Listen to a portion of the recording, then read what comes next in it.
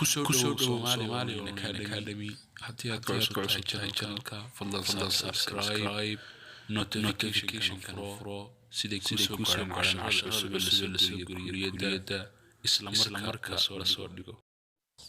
بسم الله الرحمن الرحيم. السلام عليكم ورحمة الله وبركاته. Our lesson is about today, lesson 17, making an appointment.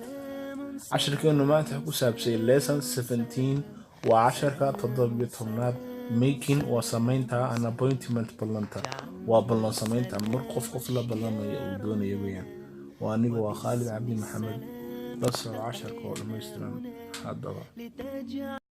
السلام عليكم. عشر كلمات حكوا سابسنا making an appointment وسمينتها بلما هي مركا رشيد يوحى وضح الله secretary أما حكوا هين تدخترك مركا hello بقول هاي this is رشيد كان يور رشيد أنا بوحنا رشيد I would like وحن شعلانها to make an appointment إن الله بلمو to see أنا أركو دكتور هبي إن أنت اخترت أنا أركو هبي اللي راد hello هاي أما hello وسلام ويا سلام حبك سلام شو سلامه hello ويا هاي أما هاي this is رشيد كان يور رشيد I would like وحن شعلانها to make an appointment إن بلان لسميه to see سان أمبين لا أركو to see إن أركو دكتور هبي centrally طبعا بيتلي what seems to be the problem محل دبعته مغطى what seems محل مغطى to be the problem إنه دبعته هان دونتو أما الأخطر كم حاد جوبها هنتي أما شيء كورا مغطى عنده حنوصانيسو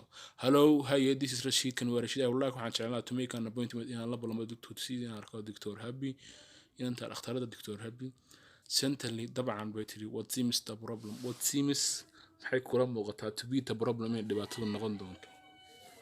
Hello, this is Rashid. I would like to make an appointment to see the doctor, to see Dr. Happy. Centrally, what seems to be the problem.